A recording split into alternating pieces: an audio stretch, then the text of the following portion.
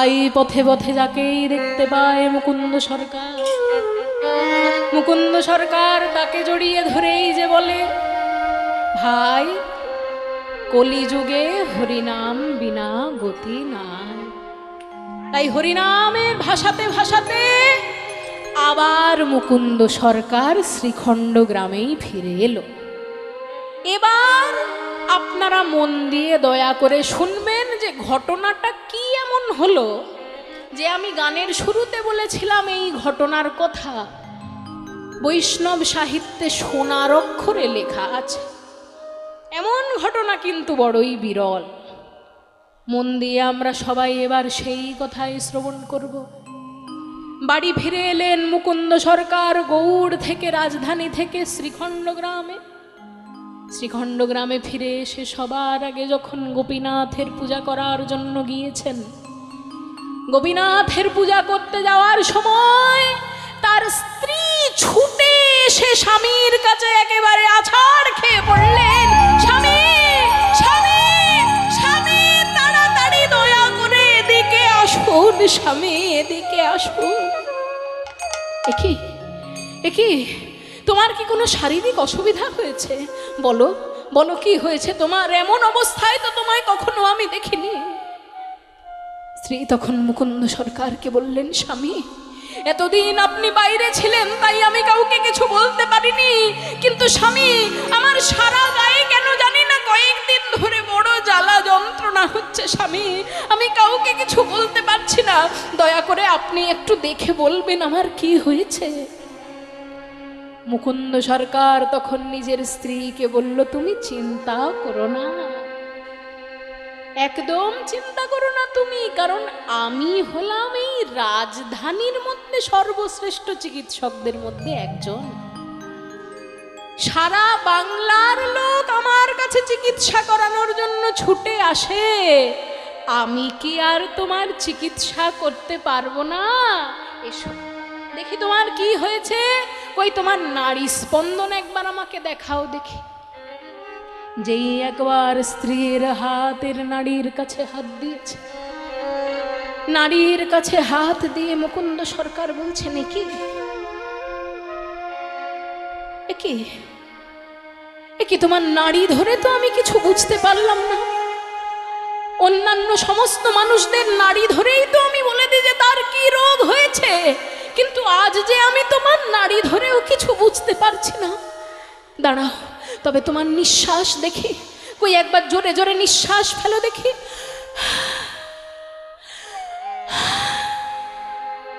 একি একি একি, তোমার নিঃশ্বাসের দ্বারাও আমি তোমার চিকিৎসা করতে পারছি না কেন? নাড়ি স্পন্দন এবং নিঃশ্বাসের বেগ, এই দুটো দেখেই তো আমি বুঝতে পেরে যাই মানুষের কি হয়, কিন্তু আজকে আমি নিজের স্ত্রীর কি রোগ হয়েছে সেটাই ধরতে পারছি না কেন? আমার আর এখানে থেকে লাভ নেই, আমি আমার প্রভুর কাছে ছুটে যাই। ও মহাপ্রভু,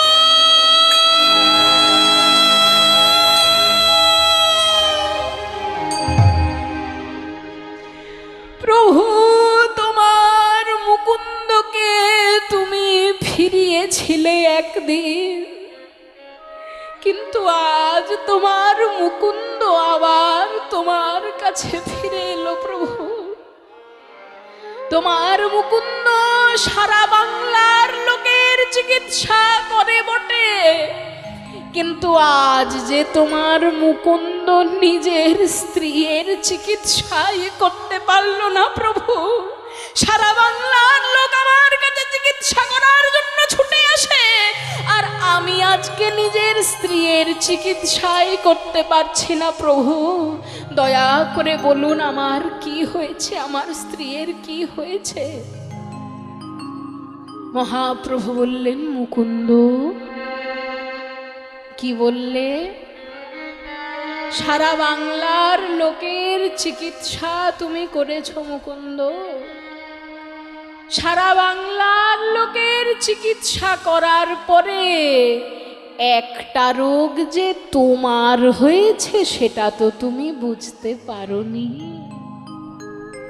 সবার চিকিৎসা করতে করতে নিজের চিকিৎসাই যে তোমার করা হয়নি, তোমারও একটা রোগ বাসা বেঁধেছে, যে রোগের নাম হলো অহংকার। সেই অহংকারের বশে তুমি বুঝতে পারোনি তোমার স্ত্রীর কি হয়েছে।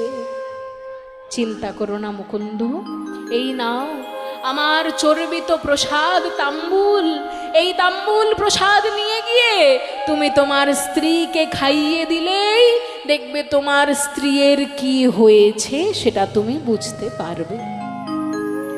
তাই মুকুন্দ সরকার সেই প্রসাদী তাম্বুল পথে যেতে যেতে যাকেই দেখতে পায় তাকেই বলে, ওগো ভাই, আমি আর কত বড় চিকিৎসক, সব থেকে বড় চিকিৎসক যে নদিয়ায় বসে আছেন। প্রভু আমার করুণা সিন্ধু অবতার, গোরায় আমার করুণা সিন্ধু অবতার, করুণার সিন্ধু অবতার,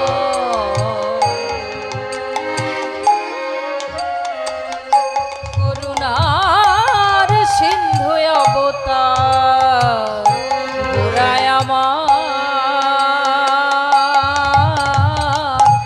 করুণার সিন্ধু অবতার। প্রভু আমার নিরজনে গাথিয়া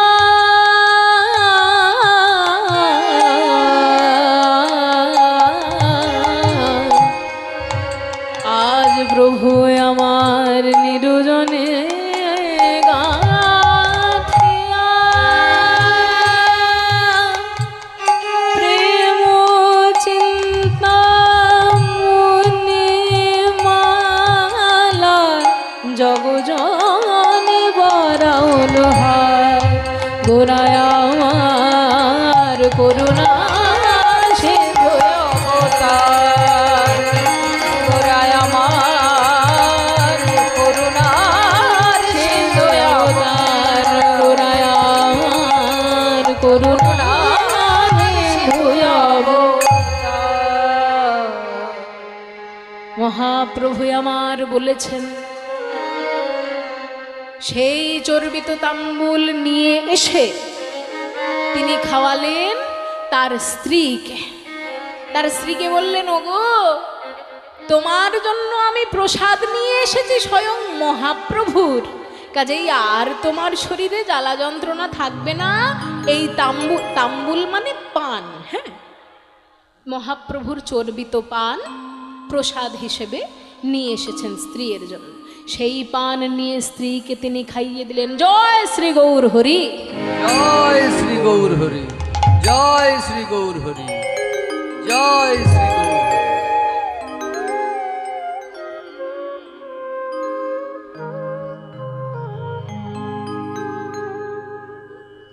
বলি, তোমার শরীর ভালো হলো তো? ভালো হয়ে গেছে, একদম চাঙ্গা?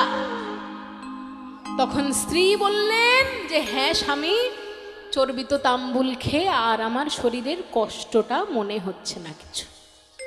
এরপর মুকুন্দ সরকার বুঝতে পারলেন স্ত্রীর আসলে হয়েছিল কি।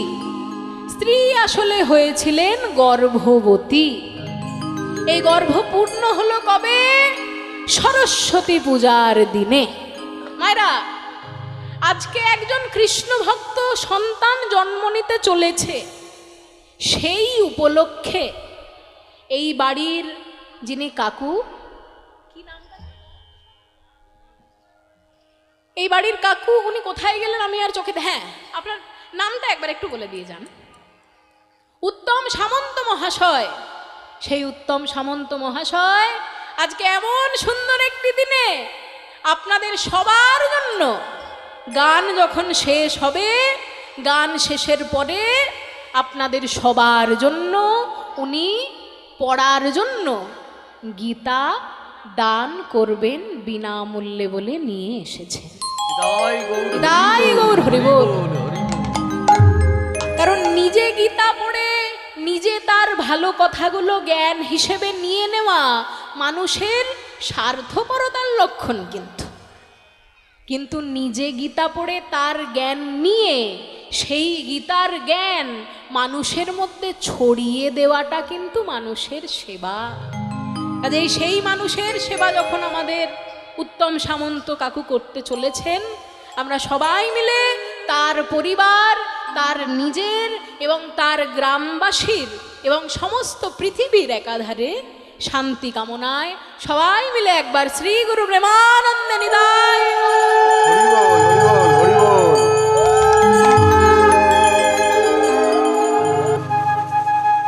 কাজেই তিনি আপনাদের সবার জন্য সুন্দর কয়েকটি গীতার বই নিয়ে এসেছেন।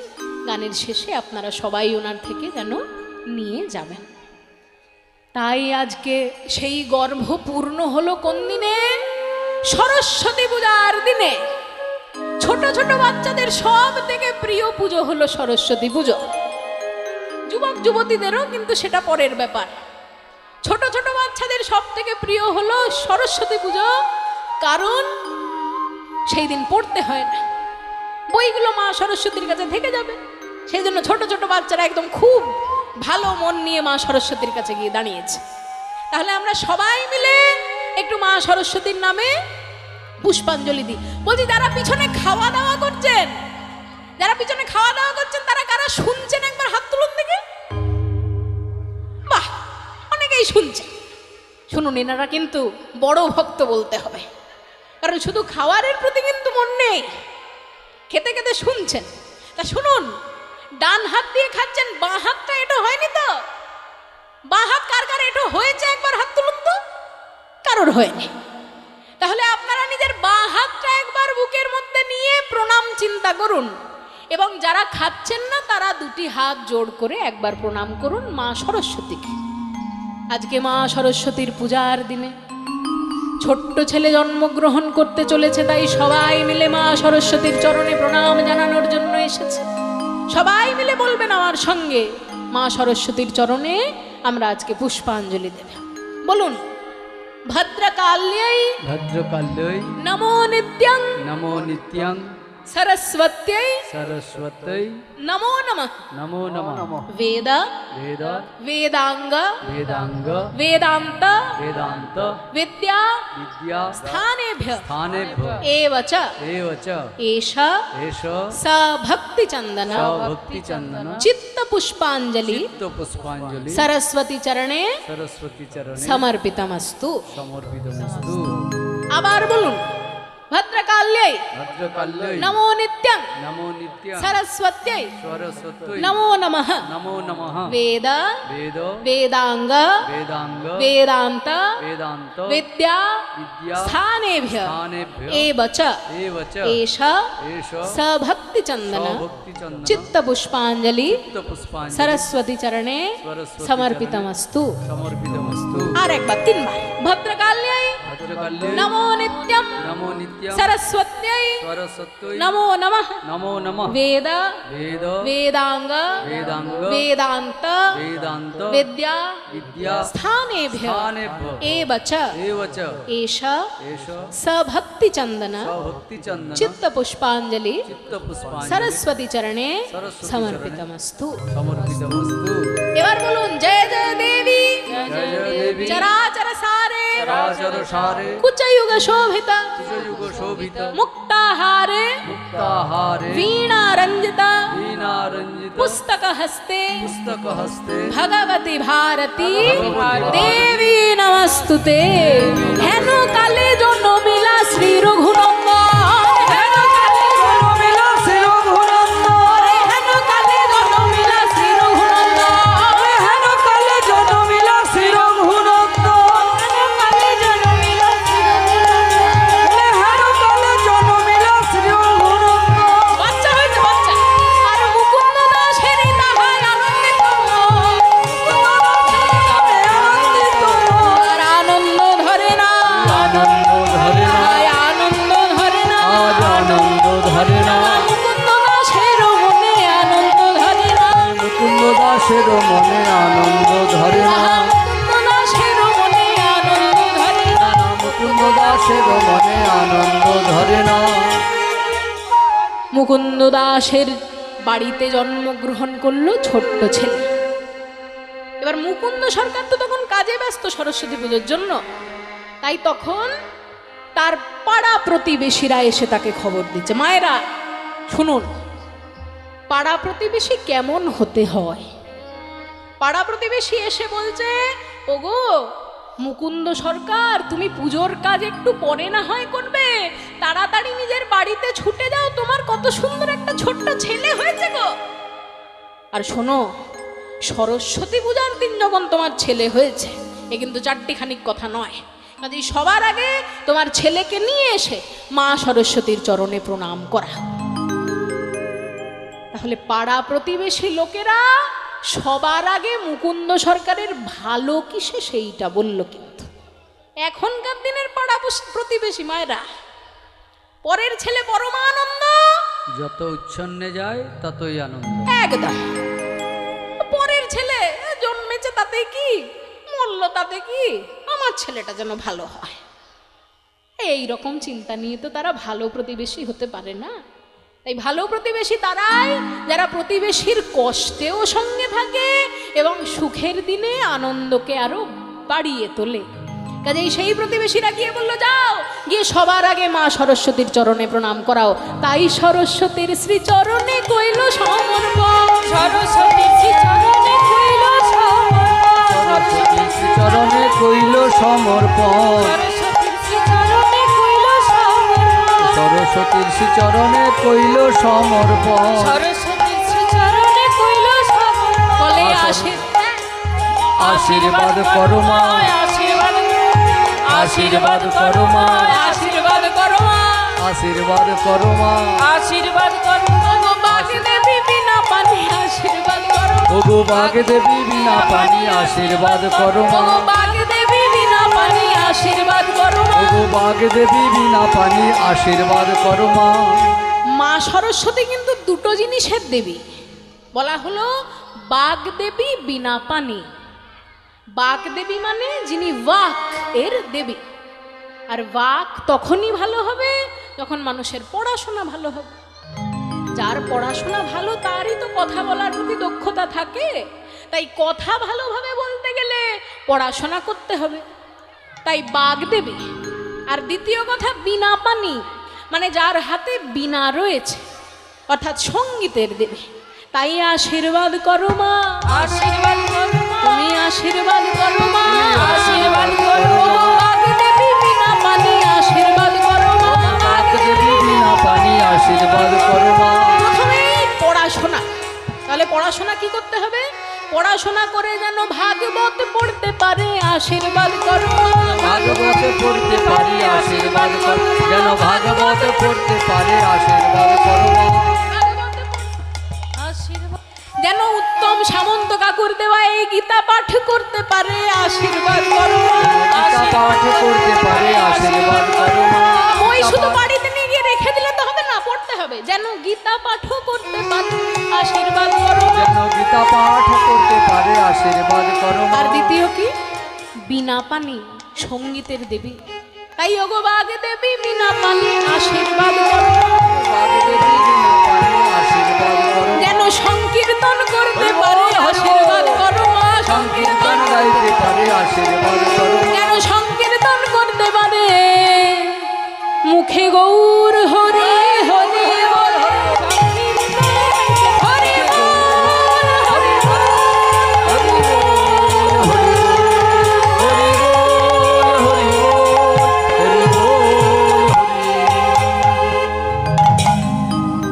তাই দুটো জিনিস পাওয়া হয়ে গেল, দুটো জিনিস মা সরস্বতীর কাছে তার চাওয়া হয়ে গেল। তারপর মনে মনে ভাবলেন, দেখুন মায়েরা, একটা খুব কাঁচা সত্যি কথা আমরা বলতে চলেছি। কাঁচা সত্যি কথা কি? যে পৃথিবীর বুকে যখন জন্মেছে তখন বাচ্চা যত বড় হবে ততই দিনে দিনে কুটকাচালি শুনতে শুনতে বড় হবে। সত্যি কথা, ছোটবেলায় বড়দেরকে ঝগড়া করতে দেখবে, যৌবনকালে নিজের স্ত্রীর সঙ্গে ঝগড়া করবে, আর বয়সকালে ছেলে মেয়ে নাতি নাতনিদেরকে ঝগড়া করতে দেখবে। কাজেই সারাদিন যদি সারা জীবন যদি শুধু ঝগড়াই করবে, তাহলে ভালো কথা শোনার তো একটা সময় থাকার দরকার। তাই যেই মাত্র জন্ম হলো অমনি দুই কানে শোনাইলো মধুর হরিনাম, কানে শোনাইলো মধুর হরিনাম, তার দুই কানে শোনাইলো মধুর হরিনাম, তার দুই কানে শোনাইলো মধুর হরিনাম, হরিনাম শোনালো, হরিনাম শোনালো, হরিনাম শোনালো, হরিনাম শোনালো। এই মায়ার কথা শোনার আগে হরিনাম শোনালো, এই মায়ের কথা শোনার আগে হরিনাম শোনালো, হরিনাম শোনালো, মায়ের কথা শোনার আগে হরিনাম শোনালো। এই সমস্ত মায়ার কথা শোনার আগে তাই পুত্রের হরিনামময় দেহ হলো। মায়ার কথা শোনার আগে, হরিনামময় দেহ হলো, হরিনামময় দেহ হলো, মায়ের কথা শোনার আগে হরিনামময় দেহ হলো, হরিনাম শোনালো, হরিনাম শোনালো, তাই দুই কানে শোনাইলো মধুর মধুর হরিনাম, দুই কানে শোনাইলো মধুর হরিনাম। জন্ম নিয়েছে ছোট্ট ছেলে রঘুনন্দন। আচ্ছা মায়েরা, এবার আপনারা কিন্তু দয়া করে একটু মন দিয়ে শুনবেন। আর বেশিক্ষণ আমাদের তো লীলা বাকি নেই, সুতরাং আসল কথাটা যেন 1 সেকেন্ডের জন্য কনসেন্ট্রেশন এদিক ওদিক না যায়। এবার আমরা মন দিয়ে একটু শুনি কি হলো ঘটনা। জন্ম নিল ছোট্ট ছেলে রঘুনন্দন। এই রঘুনন্দন পূর্ব জন্মে ছিল কাম দেবতা। কামদেবতা আপনারা নিশ্চয়ই সবাই নাম শুনেছেন। কামদেব সমস্ত দেবতাদের মধ্যে সব থেকে সুন্দর দেখতে ভগবান ছিলেন কামদেব। সেই কামদেব যখন জানতে পারলেন যে মদনদেব, মানে কামদেবের আরেক নাম হলো মদনদেব, সেই মদনদেব যখন জানতে পারলেন যে আমার থেকেও সুন্দর দেখতে নাকি কৃষ্ণ বলে কেউ একজন নেমে এসেছে পৃথিবীতে, তা যাই গিয়ে তাকে দেখে আসে। তাই দেখতে গিয়ে তিনি কি করলেন, এক এক করে নিজের 5টি বাণ গোবিন্দের দিকে নিক্ষেপ করে দিলেন। আর যেই একবার নিক্ষেপ করেছেন, অন্যান্য সময় যখন কামদেব কখনো বাণ নিক্ষেপ করতেন, সেই বাণ যার প্রতি নিক্ষেপ করা হতো তার গায়ে লেগে আবার তার কাছেই ফিরে আসতো, তার পিছনের তুনে। কিন্তু একটি একটি করে 5টি বাণ যখন তিনি গোবিন্দের প্রতি নিক্ষেপ করলেন, একটি বাণও কিন্তু তার কাছে ফিরে এলো না। একটি বাণও পর্যন্ত ফিরে এলো না। তাই মদন দেব গিয়ে তখন গোবিন্দের চরণে আছাড় খেয়ে পড়লেন। গোবিন্দ তখন ক্রুদ্ধ হয়ে বললেন, ওগো মদন, তুমি জানো না অবজানন্তিমাং মূঢ়ামানুষিং তনুমাশ্রিতম পরম ভাবমজানন্তম ভূত মহেশ্বরম। আমার আসল স্বরূপ না জানতে পেরে বোকা লোকেরা আমাকে সাধারণ মানুষ ভাবে, আর আজকে তুমিও তাই করলে। কামদেব বললেন, হে গোবিন্দ, আমি তো জানতাম না যে তুমি হলে আসলে ভগবান, কিন্তু তবু তুমি কিন্তু আমাকে কোনো শাস্তি দিতে পারবে না প্রভু। কেন? আমার চরণে তুমি ভুল করবে আর তুমি শাস্তি পাবে না। মদন দেব বললেন, হে গোবিন্দ, ভুল তো আমি করি না,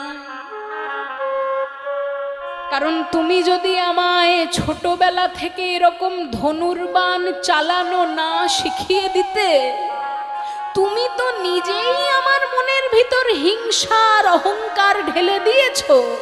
তাহলে আমার হিংসার অহংকার দিয়ে যদি আমি তোমার গায়ে বাণ মেরে থাকি, সেটা তো তোমার দেওয়া জিনিস দিয়ে তোমারই সেবা করা হলো গোবিন্দ। তাহলে তুমি আমায় কেমন ভাবে শাস্তি দেবে বলো? গোবিন্দ বললেন, হে মদন দেব, তুমি বড় চতুর, তাই তুমি এমন ভাবে কথাটা ঘুরিয়ে দিলে যেন দোষটা আমারই।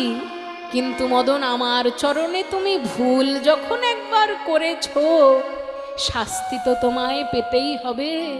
তাই আগামী কলিযুগে তুমি নরকুলে জন্মগ্রহণ করবে। কিন্তু তুমি এমন সুন্দরভাবে আমায় প্যাঁচে ফেললে যে আমি তোমায় ছোটবেলা থেকে হিংসা অহংকার দিয়েছি বলে তুমি ওই কাজ করেছো। তাহলে আমি তোমায় আশীর্বাদ করলাম, আগামী জন্মে তুমি মানুষ রূপে জন্ম নিয়েও ছোটবেলা থেকেই এমন ভক্তি নিয়ে তুমি জন্মগ্রহণ করবে যে তোমার নাম আজীবন বৈষ্ণব সাহিত্যের পাতায় লেখা থাকবে। তাই ব্রজের অনঙ্গ ধরে আয়ঙ্গ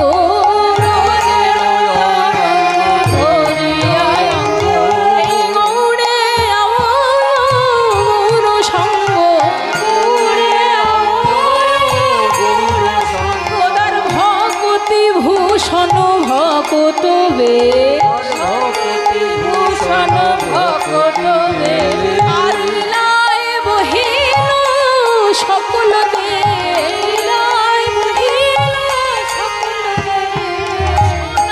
নূপুর রাতুল পায় রায় শেখর শরণ লইল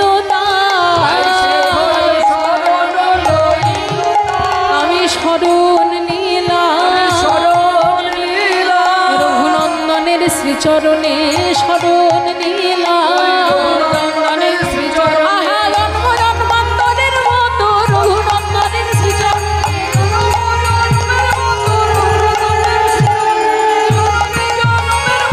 রঘুনন্দনের শরণ লীলা শেখর শরণ লইল